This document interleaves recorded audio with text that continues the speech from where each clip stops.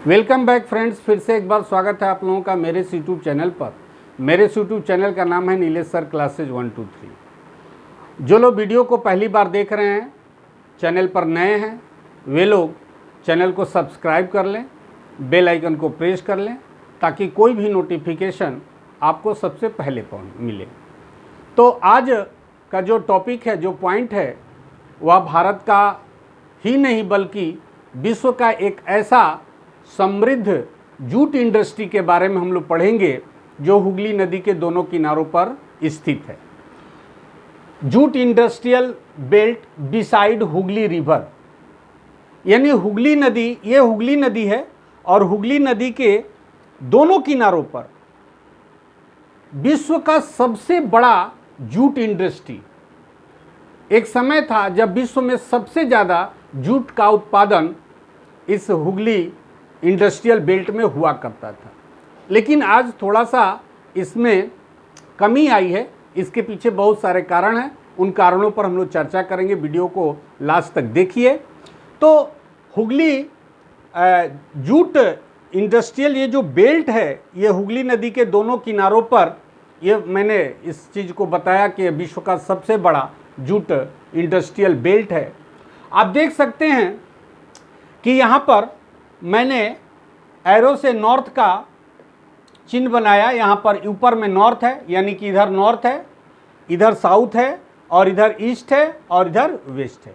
यानी ये वाला जो पार्ट है ये कोलकाता का पार्ट है, यानी हुगली नदी के पूर्वी तट पर कोलकाता बसा हुआ है, ठीक। और उल्टा अगर आएंगे हम तो हुगली नदी के पश्चिमी तट पर यहाँ पर हावड़ा बसा हुआ है। ऊपर में फिर हुगली हो जाएगा और ये पूरा हावड़ा। तो इस तरीके से ये हुगली नदी और हुगली नदी के ईस्ट में कोलकाता और वेस्ट में हावड़ा। इसे ट्विन सिटी भी कहा जाता है, जुड़वा शहर।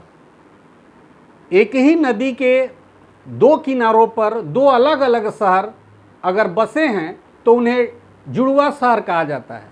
जैसे यमुना के किनारे दिल्ली है और सहादरा है।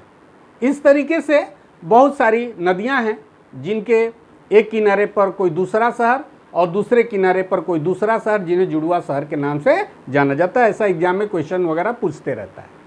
तो यहाँ पर हम चर्चा कर रहे हैं कि बांसबेरिया से लेकर के, ये बांसबेरिया है, बांसबेरिया से लेकर के और वेस्ट में चले आइए हुगली नदी के वेस्ट में उलबेड़िया तक। ये लगभग दोनों किनारे लगभग मान के चलिए कि 100 किलोमीटर, ये 100 किलोमीटर का ये जो पूरा इंडस्ट्रियल बेल्ट है, यह बहुत ही समृद्ध हुआ करता था। आज लेकिन उस कंडीशन में नहीं है। तो यहाँ पर हम देखेंगे, फिर इधर आ जाएंगे, हाली शहर से लेकर के और पूरा साउथ तक जाएंगे और बिल्लापुर तक। यहाँ तक ये पूरा का पूरा जो है इंडस्ट्रियल, एक तरीके से इसको हब बोल सकते हैं। और इसमें केवल जूट इंडस्ट्री ही नहीं, हम तो स्पेशली जूट इंडस्ट्री को इसमें इंडिकेट किए हैं, लेकिन इसमें कॉटन टेक्सटाइल इंडस्ट्री भी है, बहुत सारे आयरन एंड स्टील इंडस्ट्री है, छोटे बड़े स्मॉल या मिनी स्मॉल जो है, इस तरीके से बहुत सारी इंडस्ट्रियां इस बेल्ट में हैं। और इसका एक बहुत बड़ा कॉमर्शियल बैकग्राउंड है। ये एक तरीके से कोलकाता या ईस्ट इंडिया अगर कहा जाए तो उसका ये एक तरीके से कॉमर्शियल हब रहा है, इंडस्ट्रियल हब रहा है, एक तरीके से इंडस्ट्रियल कैपिटल। तो इस तरीके से हम लोग थोड़ा सा देख लें। कुछ मैंने डेटास इकट्ठा किए, फिर हम इधर लौटते हैं तो चर्चा हम करेंगे। पहले कह रहा है कि the capital of undivided India, जिस समय भारत का बंटवारा नहीं हुआ था 1947 के पहले, तो 1911 तक ये जो कोलकाता शहर है ये अंग्रेजों की राजधानी हुआ करती थी। इसके बाद 1911 के बाद ये इसे दिल्ली शिफ्ट किया गया। तो अंग्रेज यहाँ पहले आए और बसे और इसी को अपना कैपिटल उन लोगों ने माना। इसके बाद विश्व का पहला जूट का जो मिल या कारखाना लगा स्कॉटलैंड के डांडी में लगा। पहला, विश्व का पहला जो है जूट का कारखाना, ठीक है। इसके बाद भारत में जूट का प्रथम कारखाना 1859 ईस्वी में रिसड़ा में स्थापित किया गया। ये रिसड़ा जो जगह है, ये वाला जो जगह है, यहां पर भारत का सबसे पहला जूट का कारखाना लगाया गया। ये एग्जाम में बहुत बार पूछा है और पूछता है। तो इस तरीके से भारत में पहला, इसे गोल्डन फाइबर यानी सोने का रेशा भी कहा जाता है। ये भी एग्जाम में पूछता है, सोने का रेशा किसे कहा जाता है, गोल्डन फाइबर किसे कहा जाता है। 4 ऑप्शन दे देगा, पाट दे देगा, या जूट दे देगा, या कॉटन दे देगा, या सिंथेटिक दे देगा। ऐसे करके 4 ऑप्शन दे देगा और आपको उसमें से ये चूज करना पड़ेगा। तो ये ध्यान रखिएगा कि सोने का रेशा किसे कहते हैं, गोल्डन फाइबर, तो जूट को। अब देखिए, ये जब 1947 के बाद जब बंटवारा हो गया, भारत जो है अलग हो गया, उसके बाद मुख्यतः जो जूट के उत्पादक एरियाज थे लगभग 70%, वो कहाँ चले गए, तो बांग्लादेश में। बांग्लादेश में चले नहीं गए, पड़ गया। डिवाइडेशन के बाद बांग्लादेश में जो है 70% जो जूट उत्पन्न हो रहा था, वो लैंड जो है वो चला गया कहाँ पर, बांग्लादेश में। और लगभग 90% जो मिलें थी, कारखाने थे, वो पड़ गए इंडिया में। अब ये एक मुसीबत खड़ा हो गई कि भाई 90% जूट मिल है इंडिया में और 70% जूट उत्पादक क्षेत्र हो गया बांग्लादेश में। अब जूट के आने और ले जाने और ले आने में बहुत सारी बाधाएं उत्पन्न होने लगी, क्योंकि इंटरनेशनल ये ट्रेड हो गया, इंटरनेशनल बाउंड्री को पार करने की बात हो गई।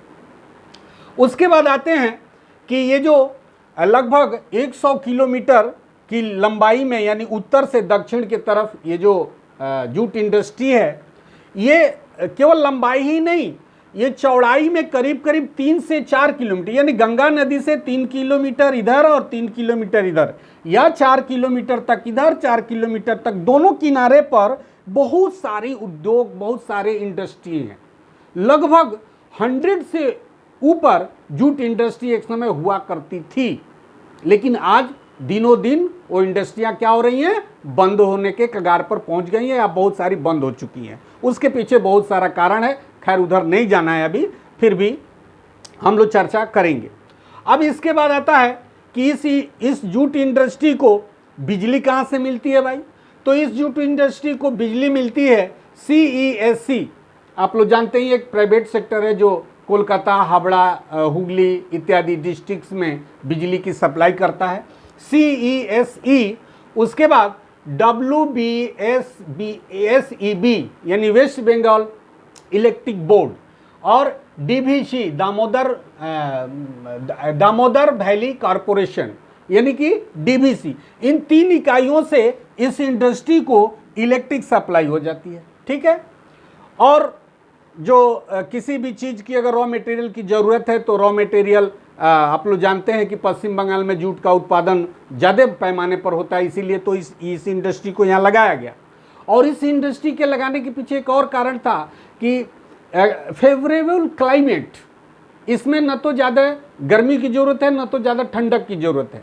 तो इस हिसाब से चाहे कॉटन टेक्सटाइल इंडस्ट्री हो या जूट इंडस्ट्री हो, इन लोगों के लिए जो है समुद्र तटवर्तीय जलवायु बहुत फेवरेबल होती है। इसीलिए गुजरात में, महाराष्ट्र में ज़्यादा पैमाने पर कॉटन टेक्सटाइल इंडस्ट्री है। पूरा गुजरात सूती वस्त्र उद्योग से भरा हुआ। इसके पीछे कारण वही है क्योंकि वहाँ पर समुद्र तटवर्तीय जलवायु मिल जाती है, और महाराष्ट्र और मध्य प्रदेश से कॉटन मिल जाता है, यानी कपास मिल जाता है। कपास बहुत ज़्यादा विस्तृत पैमाने पर होता है। तो खैर हम इधर वो तो कॉटन इंडस्ट्री हो गया।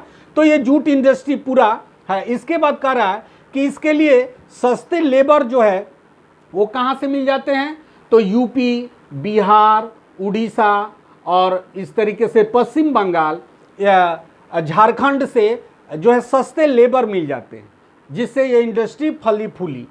कच्चा माल इसके आसपास, जैसे मान लीजिए कि कोयला वगैरह की ज़रूरत है, तो रानीगंज, झरिया, धनबाद ये नज़दीक है, करीब करीब 150-200 किलोमीटर के रेंज में है, तो वहाँ से इसको कोयला वगैरह मिल जाता है।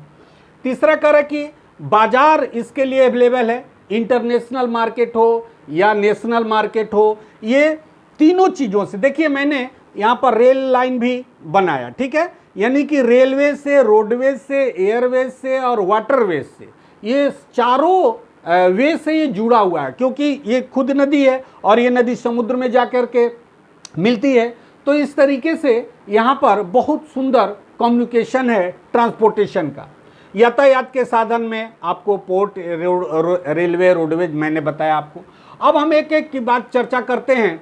यहाँ पर देखिए बांसबेरिया के बाद है त्रिवेणी, बांसबेरिया के बाद है त्रिवेणी, त्रिवेणी के बाद है बैंडिल, बैंडिल के बाद है हुगली, हुगली के बाद है चुसुरा, चुसुरा के बाद से बैदोबट्टी, बैदोबट्टी के बाद श्रीरामपुर, श्रीरामपुर के बाद से रिसरा, रिसरा के बाद से कोन्नगर, कोन्नगर के बाद से उत्तरपाड़ा, उत्तरपाड़ा के बाद से बाली, बेलूर, इसके बाद लिलुआ, इसके बाद हावड़ा, इसके बाद आंदुल, इसके बाद सकराइल, इसके बाद बाउरिया, इसके बाद चेंगाइल, इसके बाद उलबेड़िया।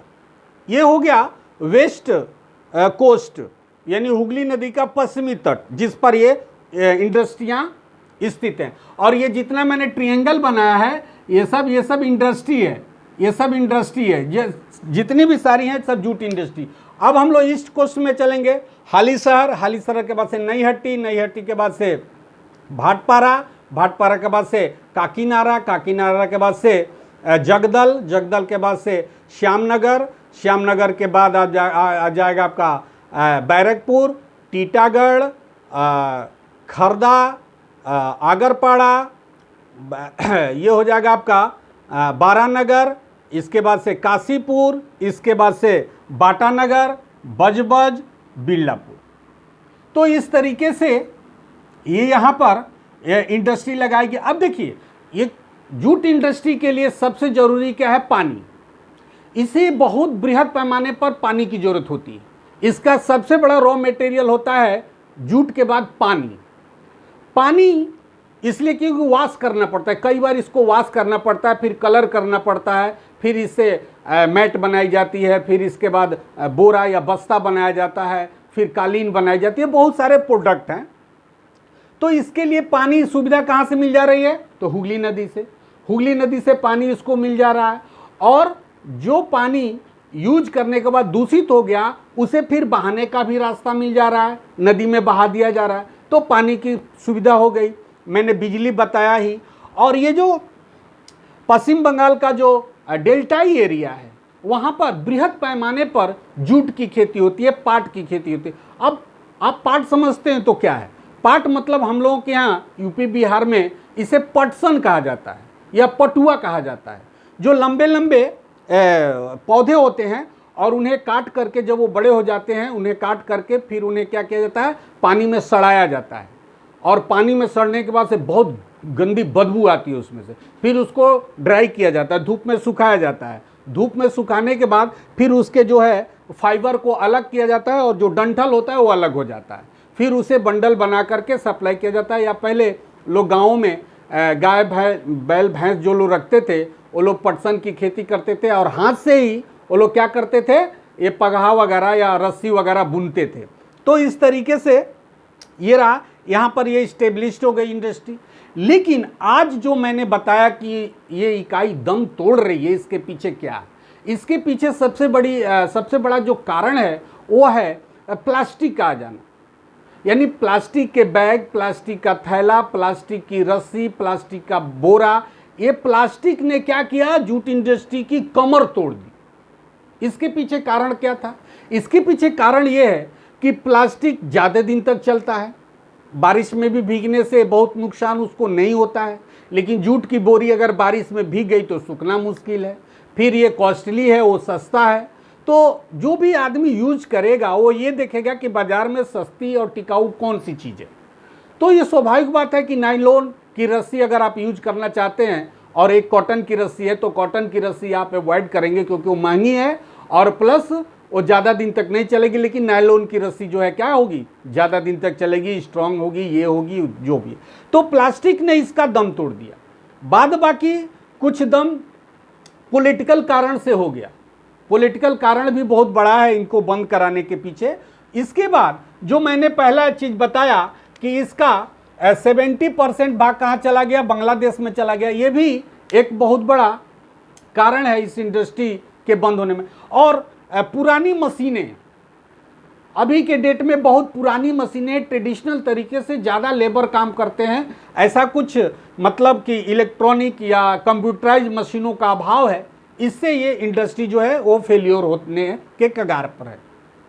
लेबर की भी समस्या हो रही है, ठीक है, विभिन्न स्टेट्स के लोग अब आना नहीं चाहते क्योंकि उस तरीके के काम नहीं है, उस तरीके की चीज़ें नहीं हैं, तो लेबर की भी कमी से जूझ रहे हैं। इंडस्ट्रियलिस्ट जो हैं वो अपने कारखानों को बंद करते जा रहे हैं, बंद करके बड़े बड़े कम्प्लेक्स बनाए जा रहे हैं, बड़े बड़े उसमें वेयर हाउस बनाए जा रहे हैं, बड़े मतलब जो भी चीज़ें थी जिसमें व्यक्ति को रोजगार मिलता था वो धीरे धीरे आज क्या हो रही है, बंद हो रही है। तो इस तरीके से ये मैंने इस चीज़ को बताया कि क्यों बंद हो रही हैं और यहाँ पर इस्टेब्लिश हुई, इसके पीछे कारण क्या है, मैंने दोनों को इसमें मेंशन किया। इसमें बहुत सारी चीज़ें ऐसी हैं जो कि जनरल नॉलेज की लिए। अब देखिए यहाँ पर मैंने एक चीज़ छोड़ दिया, यहाँ पर ये क्रॉसिंग है, यानी कि इधर कोलकाता से ये आपका बाली होते हुए ये रेलवे लाइन कहाँ चली जाती है, तो बर्धमान चली जाती है, और यहाँ से बंडील से एक ब्रांच बर्धमान चली जाती है, काटवा होकर के मालदा टाउन की तरफ चली जाती है। इस तरीके से देखिए किस तरीके से, कितना सिस्टम से दोनों तरह से अंग्रेजों ने इस रेलवे लाइन का विस्तार किया था इस जूट इंडस्ट्री को बढ़ावा देने के लिए। लेकिन वही रहा, समय के साथ सब कुछ बदला और बदल भी रहा है। तो इसमें मैंने बहुत सारी चीज़ों को मेंशन किया, बताया आप लोगों को। कैसा लगा, आशा करते हैं अच्छा लगा होगा। अगर अच्छा लगा होगा तो वीडियो को शेयर करें, लाइक करें, कमेंट करें। आज के लिए इतना ही, धन्यवाद।